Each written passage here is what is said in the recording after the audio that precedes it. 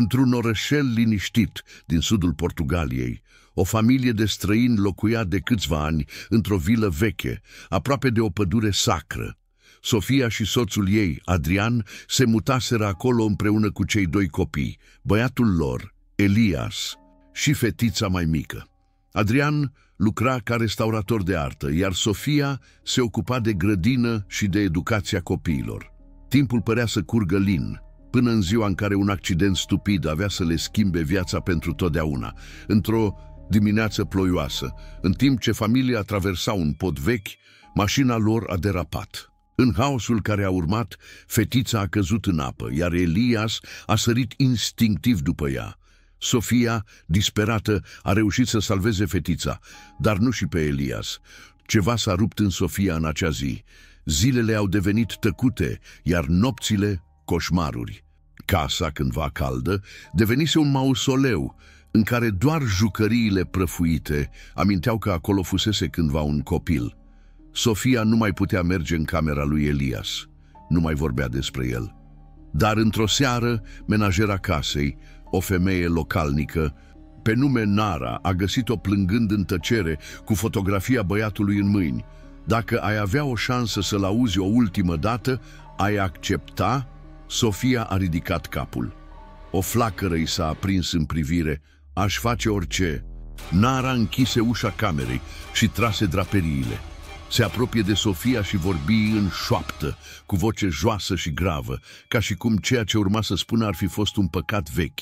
Există un loc, un templu vechi, ascuns în pădure, o construcție ridicată de un cult uitat, care credea că moartea e doar o iluzie.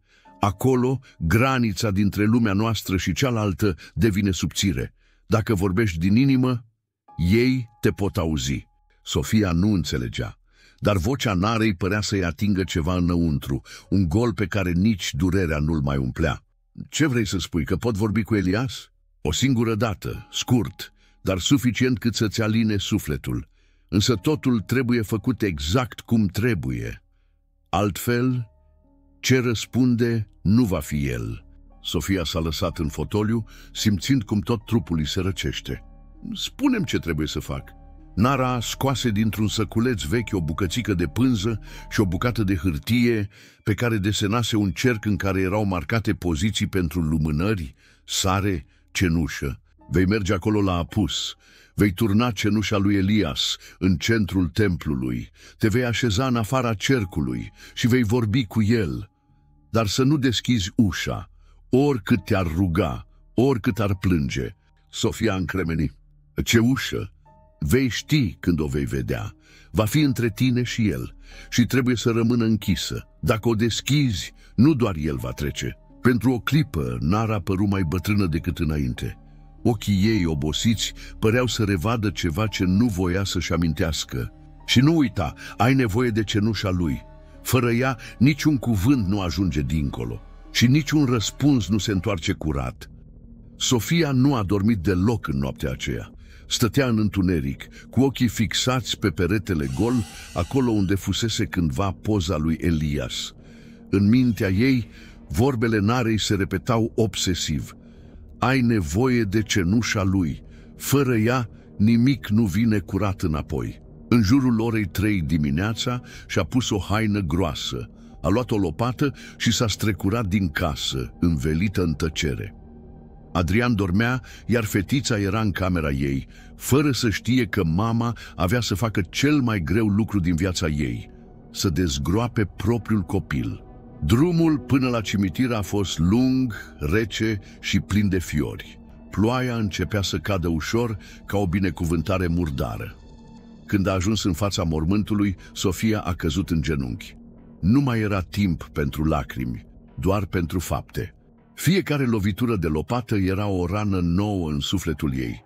Pământul părea să se împotrivească, greu, ud, agățându-se de coada lopeții ca și cum nu voia să-i dea drumul. Dar Sofia a continuat. Când a deschis sicriul, corpul lui Elias era rece și înfricoșător de intact, de parcă timpul nu avusese curaj să-l atingă. L-a învelit cu grijă într-o pânză groasă, l-a pus într-un sac de piele și a plecat spre pădure, unde Nara o aștepta deja, împreună cu alți doi bătrâni, șamani tăcuți, cu fețele vopsite în alb și negru. Într-un luminiș era pregătit un rug de lemne vechi și sare. Fără un cuvânt, bătrânii au așezat trupul în centru, apoi au aprins focul cu un amestec din ierburi și cenușă ancestrală. Flăcările s-au ridicat tăcute, dar înalte, de parcă focul știa ce face. Sofia nu a scos un sunet, doar a privit cu mâinile strânse, în timp ce flăcările înghițeau tot ce mai rămăsese din fiul ei. După câteva ore, șamanii au adunat cenușa într-o urnă neagră, sculptată cu simboluri vechi. I-au înmânat-o fără cuvinte, iar Sofia a simțit că din acel moment nimic nu mai putea fi la fel. Ea nu mai era doar o mamă îndurerată, era purtătoarea unei chei. Sofia ajunse la marginea pădurii cu urna strânsă în brațe. Nara o condusese până la începutul potecii și se oprise acolo, fără să spună nimic. Doar i-a întins o ultimă amuletă din frânghie și i-a șoptit: "Dacă ceva te urmărește, nu-i răspunde." Apoi s-a întors în întuneric, lăsând-o singură cu alegerile ei. Drumul spre templu era îngust, flancat de copaci atât de bătrâni, încât păreau aplecați sub propria amintire. Crengile formau o boltă deasă care oprea lumina lunii. Când a ajuns în poiană, Sofia l-a văzut. Templul, construit din piatră albă și neagră, acoperit de mușchi și iederă, părea crescut din pământ, nu ridicat de mâini omenești. Ușa grea, din lemn ars și întărit cu fiare contorsionate, era deschisă.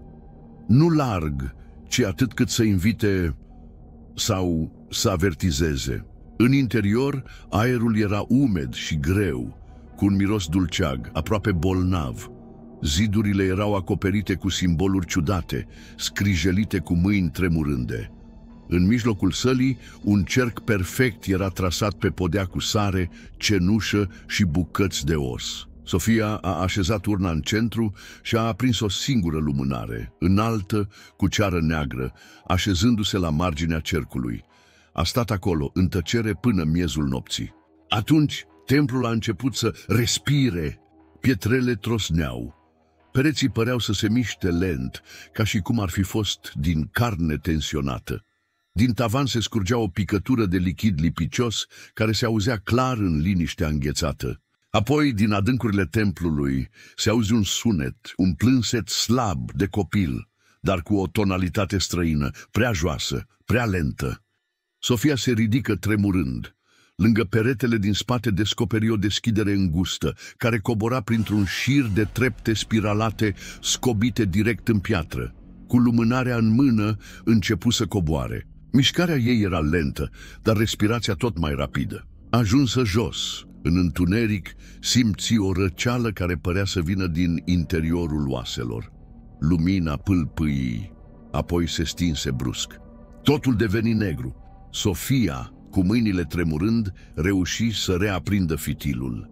Când flacăra pâlpâi din nou, inima îi se opri o clipă. În fața ei se afla o sculptură uriașă, aplecată spre podea, cu trăsături contorsionate și brațe subțiri ca niște ramuri uscate. Nu era din piatră simplă, părea că pulsase cândva, dar ceea ce o îngrozi cel mai tare nu era cum arăta, ci ce se auzea dinăuntrul ei. Bătăi, lovituri, plânsete. Sofia a făcut un pas în spate, apoi încă unul. Creatura sculptată nu se mișcă, dar avea în ea viață. Panica o cuprinse. Urcă treptele în grabă, aproape căzând, în timp ce în spatele ei, din adâncuri, un râset slab începu să se audă, distorsionat și inuman.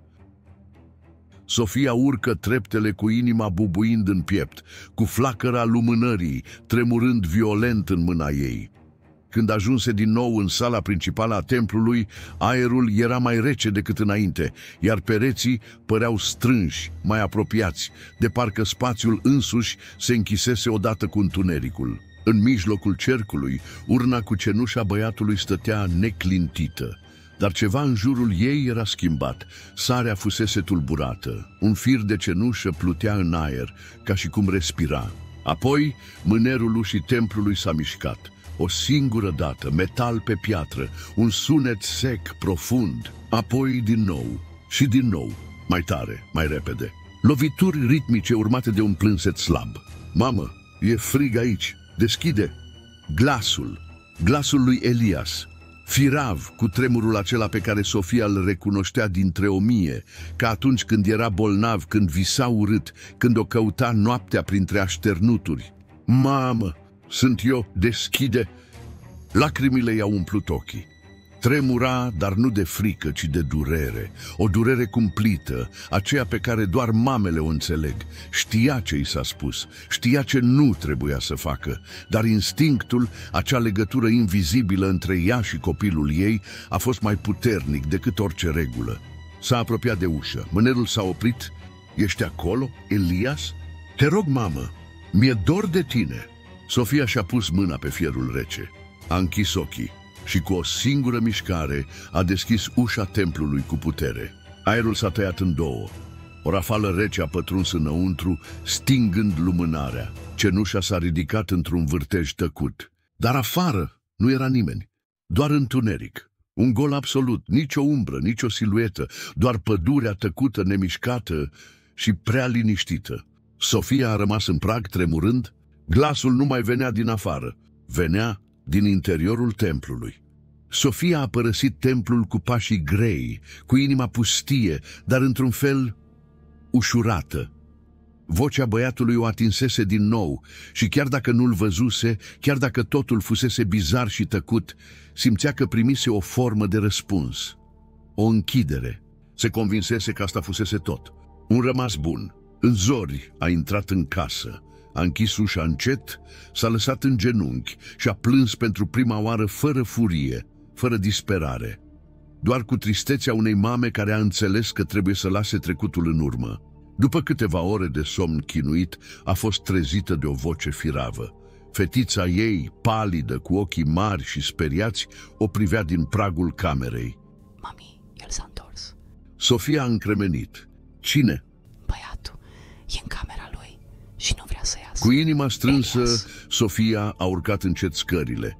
Nu putea să creadă, era imposibil, dar ușa camerei lui Elias era deschisă, iar înăuntru pe pat stătea un băiat. Un copil, de vârsta lui Elias, îmbrăcat cu hainele lui, capul plecat, nu se mișca. Băiatul a ridicat ușor privirea. Avea ochii goi, dar nu triști, goii ca un gol care nu știe ce înseamnă emoția. Trăsăturile erau aceleași, dar ceva era greșit. Era prea tăcut, prea fix, prea prezent. Am venit, mamă. Vocea era aceeași, dar lipsită de căldură. Fiecare cuvânt era rostit egal, fără vibrație. Sofia a făcut un pas în spate, instinctiv. În zilele care au urmat, lucrurile au început să se schimbe în casă. Oglinzile abureau fără motiv. Fetița refuza să intre în camera fratelui ei. Obiectele se mișcau din locul lor. Noaptea, din camera băiatului se auzeau pași, de mai multe persoane, dar când deschideai ușa, el era singur. Într-o dimineață, Sofia a găsit în sufragerie o jucărie veche ruptă în două, cu urme de colț în plastic, și pe peretele din hol era scrijelit cu unghii. Ți-am spus că m-am întors. Sofia s-a dus la Nara în zori, tremurând cu fetița în brațe. Brațele micuței erau pline de urme, mușcături subțiri, neregulate. Dar nu era vorba doar de răni. Era ceva în privirea ei, ceva frânt. Nu mai vorbea, doar plângea în somn, murmurând același lucru. Nu e fratele meu, nu e fratele meu. Nara a privit urmele, apoi a ridicat privirea spre Sofia. Ochii ei erau largi, îngroziți. A scăpat amuleta din mână și pentru prima dată vocea ei s-a spart. Ce ai făcut? Spune-mi că nu, că n-ai deschis ușa. Sofia a închis ochii. A vorbit cu mine, m-a implorat. Credeam că e Elias. Am vrut doar să-l mai văd odată. Tăcerea care a urmat a fost apăsătoare. Nu ai vorbit cu copilul tău. Ai vorbit cu ceva care știa cum să sune ca el. Ceva care a așteptat să fie chemat. Ai deschis ușa și l-ai invitat înăuntru. Ce este? A șoptit Sofia. Dacă nu e Elias, atunci cine e? Nara a căutat ceva într-o cutie veche din lemn. A scos o carte legată în piele de animal, cu pagini scrise cu simboluri străvechi și desene făcute cu sânge. A deschis la o pagină ruptă pe margini. În centru era o imagine înfiorătoare, un copil cu un zâmbet larg, dar fără ochi. În locul ochilor, găuri negre din care curgeau umbre. E un umbritor, o entitate care prinde formă prin durere și regret. Nu are chip propriu, ci se hrănește cu ce a fost iubit și pierdut.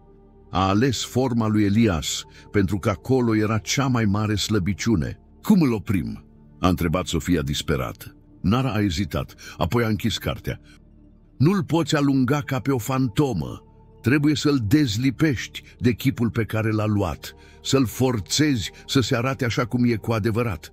Dar asta înseamnă să-ți negi fiul, să-l pierzi a doua oară, cu totul.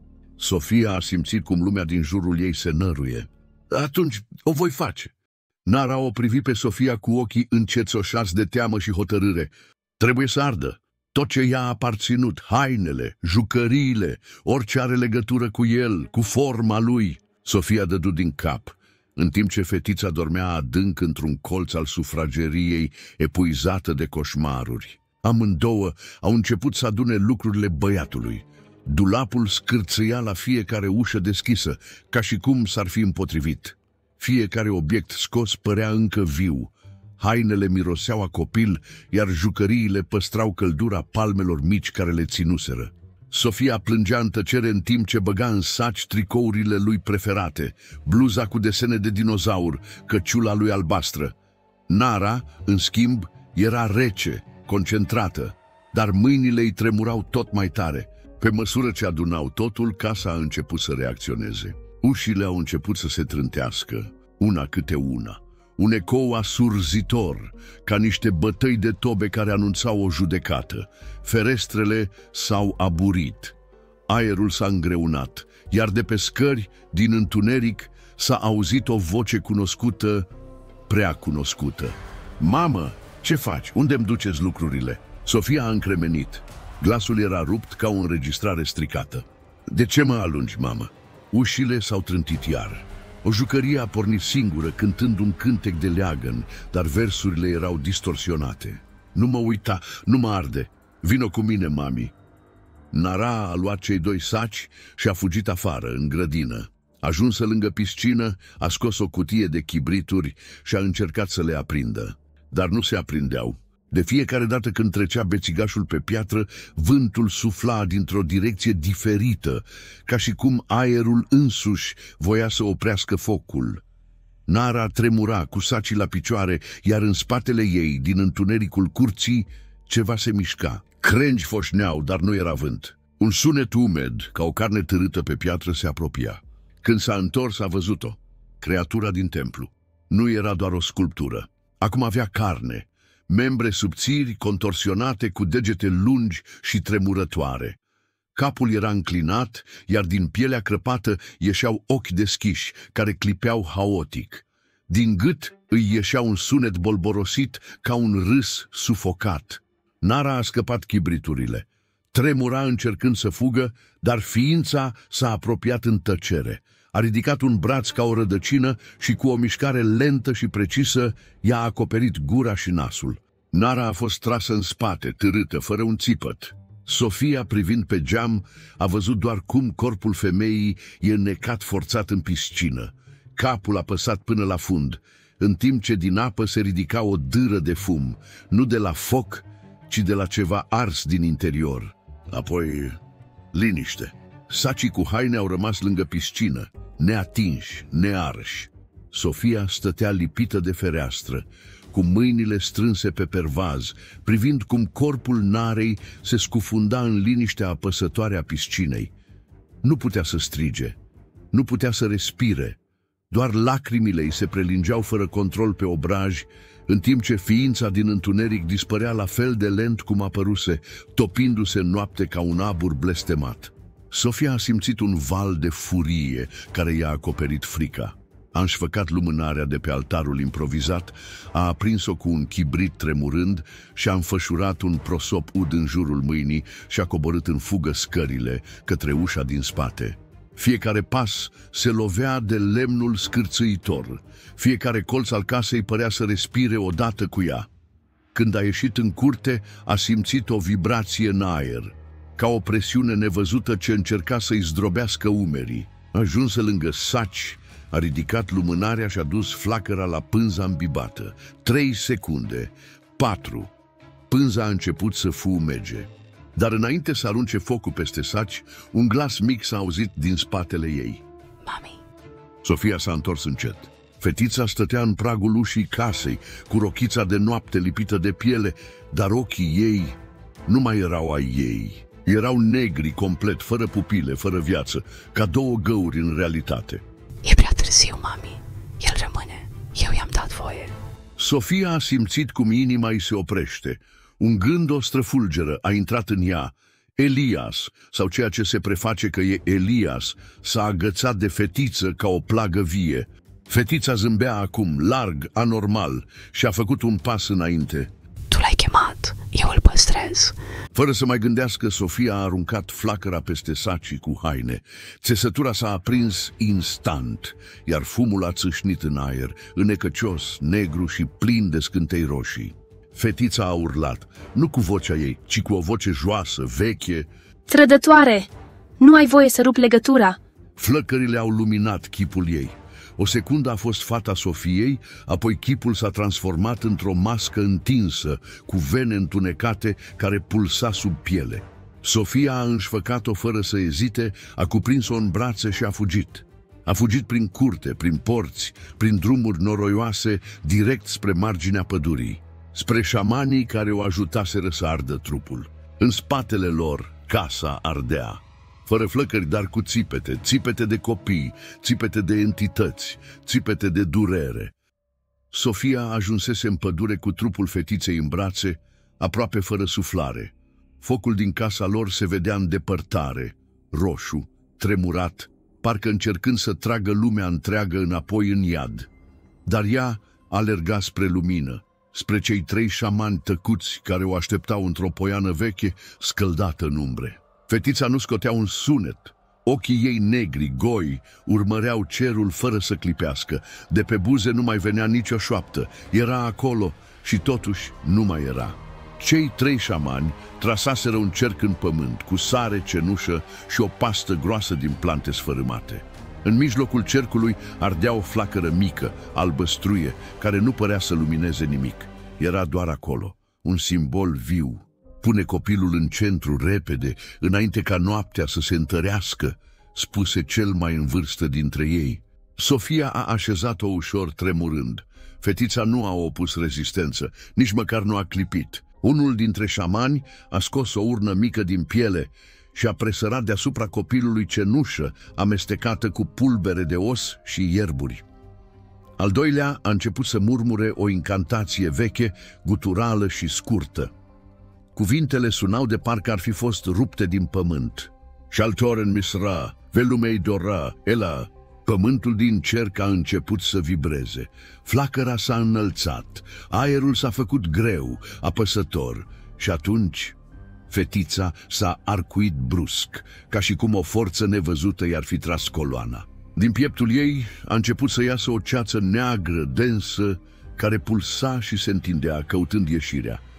Nu avea chip, dar se contorsiona în forme de brațe, de ochi, de figuri uitate, toate legate de Elias. Un vânt straniu a început să bată doar în cerc, răsucind cenușa, în timp ce șamanii rosteau mai tare: Nehrath, pelom, Shanur Avelan. Ceața se ridica, dar se agăța de pielea copilului. Nu voia să plece. Atunci, șamanul cel bătrân s-a apropiat. A desenat cu sânge un simbol pe fruntea fetiței și a rostit cu putere: Nu ești dorit, nu ești al ei, nu ești al acestei lumi.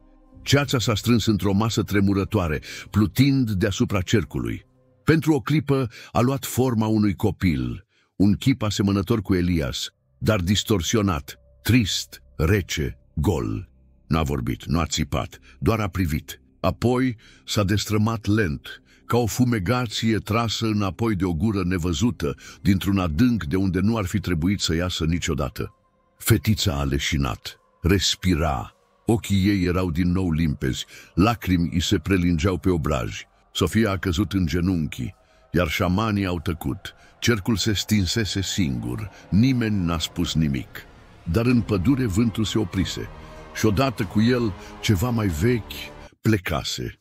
Au trecut 3 zile de la ritual. Fetița dormea liniștită pentru prima dată în săptămâni. Ochii ei nu mai ascundeau umbre și zâmbetul timid, aproape uitat, începuse să reapară. Sofia stătea lângă ea, ținându-i mâna mică, uitându-se la fereastră, acolo unde odinioară vedea lucruri care nu ar fi trebuit să existe. Casa arsese în tăcere. Focul nu fusese niciodată explicat. Vecinii nu au văzut nimic, nu au auzit nimic. A rămas doar o fundație fumegândă și niște pereți pârjoliți, ca o rană pe pământ. Dar Sofia știa adevărul. Răul fusese alungat. Entitatea care purtase chipul lui Elias fusese forțată să plece. Fetița fusese eliberată, legătura ruptă.